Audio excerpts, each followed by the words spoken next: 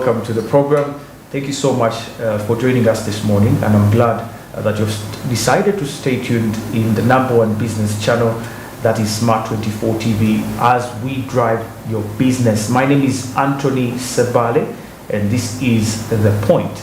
And on The Point, of course, we do bring stakeholders in different business segments and sectors in our economy, and we discuss the hot topics in these sectors, and of course get to bring in you as a normal person, as an office person, as a daily worker, how you can be able to tap into the opportunities that are in these sectors. And of course, remember to catch us live on our YouTube channel, that is Smart 24 TV live, and as well you can follow us on Twitter, that is at Smart 24 TV. My personal handle is at Anthony Sebale, and you can be part of the discussion by liking, by following, and also commenting on our YouTube channel. And of course, we shall definitely get you covered. Now, of course, today being a weekend, we are talking tea. We are talking agriculture, but in particular tea growing in Uganda and how far we have come. And I'm very privileged that today I have a gentleman who knows all about tea growing in Uganda, and that is none other than Mr. Masiko. You're most welcome, Mr. Masiko. Thank you very much. Yes. Mr. Masiko, let's talk about, first of all, you and what position you hold in Tea Growing Association in Uganda. I understand tea has a very rich history in Uganda, dating way back in the colonial times, even probably pre-colonial times. But tell us about the journey of the Association of Tea Growers and also your role in the association. Thank you, Anthony, and good morning, viewers. My name is Onesimus Masiko. I am a tea farmer. That's what I like calling myself best. And the tea farming was interested into me because of employment into tea subsector. I'm a senior manager in tea industry. I joined the tea industry in 1994, and I grew through the ranks. I've held senior management positions in multinational tea companies, and at the tail end of my career, I'm now employed with the smallholder tea factory companies, and that's what I like calling myself best, as a tea farmer who is skilled in the industry, and that has given me motivation to do servant leadership in the industry. What brings me here? I have mobilized a tea outgrowers association across the country, and my fellow tea outgrowers have mandated me to be the chairman of the board of directors of the Outgrowers Association. Anthony, I would like to put myself aside and talk tea in Uganda. Yes, sure. Tea in Uganda dates back to the beginning of 20th century. I think 1900 is 20th century, not so? Yes. So tea, some literature says it came in 1900, the first plant to Entebbe Botanical Gardens. Others have it as 1909. The difference is not big. Around that time, tea was introduced into Uganda, into the botanical gardens, as a good plant probably. It is around 1930s that we saw commercialization of tea, and then the earliest tea growing in Uganda was on plantation scale, large scale plantations owned by foreign direct investors, the British, the Indians, and also the government of Uganda. It is until independence that we saw small-scale tea growing in Uganda. And in 1960s, the government of Uganda, I think they were motivated by the need to have citizens into the cash economy. So Ugandans were encouraged to grow tea in 1960s, and government set up a dedicated corporation, Uganda Tea Growers Corporation, to promote tea growing among Ugandans. And we saw the birth of 4 tea factories dedicated to outgrowers. fast forward, we've grown the industry to have over 45,000 hectares of tea in Uganda now. And maybe to trace backwards a bit, this was about half 20 years ago. Around 21,000 hectares was our acreage in the year 2001. And in the last 20 years, we have doubled our tea acreage. It's a point I would like to dwell on during our discussion this morning. Sure. And we have 33 tea processing factories in Uganda. Some are owned by farmers, others are owned by multinational companies. We've had Ugandans entering into space. We have local investors who have constructed tea factories. Government pulled out and they are coming back to support, not really to be a big player in the industry. So that's the structure right now. We have over 45,000 hectares of tea. We have 33 tea processing factories. We have our tea growing distributed in parts of Uganda which have heavy rains distributed into 2 rainy seasons. You cannot grow tea in the Rift Valley bottom of Kasese. You cannot grow tea in the semi-arid areas of eastern Uganda. You need well-distributed rains to grow tea. Tea is specific with soils. Humidity. The soil, the rains cover that humidity part. Okay. But now the soils, we want acidic soils, a specific pH range, the scientists call it, and you will not have tea growing in alkaline soils. The young volcanic soils around crater lakes in Bunyaruguru towards Kasese, in Bujangabu from Fort Portal towards Kasese, you can't grow tea. It's quite funny that you come from Chenjojo side with tea. There's a lot of tea, yes. So when you cross Fort Portal, you don't see it. You don't think it's lack of interest. It doesn't grow there. You come from Mbarara, the Bushenyi, you see tea, and as you try to descend, you don't Ishaka, see it. Yeah, After Ishaka, you see tea. Into Nyaruguru, you don't see it. The soils don't accept it. So the Rubirizi district now grows tea at the periphery towards the Bushenyi side. That's how our tea is distributed. It looks like tea is a very selective crop. Does it naturally select where it can grow, or we can actually put conditions or force those conditions in even areas where you've said that we cannot grow tea currently? You cannot force tea to grow where it doesn't like. I will tell you, Anthony, there is something you call a hard site. The soil conditions where you constructed a house, especially our traditional homes, and you cook and then you take away ash from the cooking point, where that ash is dumped, the soil changes and tea will not grow there. So if you clear a virgin piece of land and you don't know where someone had settled 50 years ago, and it's a bush, you will grow your tea, but where the house was, we call it a hard site, the tea will die. It will come up and then it will die. You cannot force tea in soils which are not suitable for it. That's the point. You will not say we decided as government to promote tea growing in Bunyaruguru and Bunyangabo as government policy. It will not grow. Wow, interesting. Now let's get to the tea farming itself. The process of tea farming seems to be a different one from the usual crops. First of all, it's advegetative propagation, if I understand correctly, and the mode of planting, the mode of harvesting, the mode of caretaking is quite specific. Could you take us through what could be some of the series of actions to prepare, for example, someone who is willing to start a farm that they can go through? The history of tea growing, the tea which we grow here, it's largely the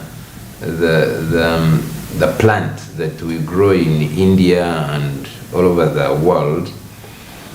It originated from seedling propagation. In fact, the likes of my father's generation, those who grew tea, grew it from a seedling, not vegetative. Oh, okay. They would set up a seed orchard, harvest seed and plant seed, then uproot, cut the plants, and they would call them stumps and take them to the garden. So we have the oldest planting in Uganda as seedling tea. The generations crossed to vegetative, as you rightly put it. Probably that is your generation, Anthony. That we now grow tea for specific varieties, and we call them clones. Okay. So the scientists breed clones. They make a selection, and they say this plant has the yield that I like. It will generate a tea in the cup with a taste that I like, and we shall grow this type. So when you talk of a clone, the scientist generates a single plant, and it is multiplied. All the millions of plants that follow it will be exactly that, and that is a clone. And then you generate another clone and another clone. So we have clonal tea planting right now in Uganda. I've told you that we multiplied our national acreage. We doubled it in the last 20 years. So all the recent plantings in Uganda is clonal tea. And maybe also to take you a little back, when our country went into economic sleep in the 1970s, we have a tea research station which almost closed. So we slowed down on tea research, but our neighbors, Kenya, continued in active tea research, and they kept generating new clones. So most of our latest planting, Anthony, is we planted clones which have been imported from Kenya because we didn't have a recent breeding program. Yeah. Very interesting. It seems Kenya also seemed to have, I don't know, outsmarted us during that time, because when you look at the scales, I don't know who has bigger acreage, but I'm sure Kenya is somewhere ahead. I don't know where could, besides the war, of course, like you mentioned, and that the economic turmoil we had in the 1970s, could tea also have been, could we have cut back into our investment in the sector during that time? Or is there some other sort of the gaps that we haven't actually witnessed?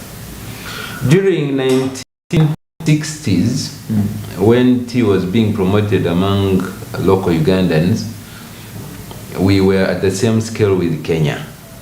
We actually set up a research program where it was Tea Research Institute of East Africa. So our research station near Fort Portal in my region called Rwebitaba was part of the Tea Research Institute of East Africa.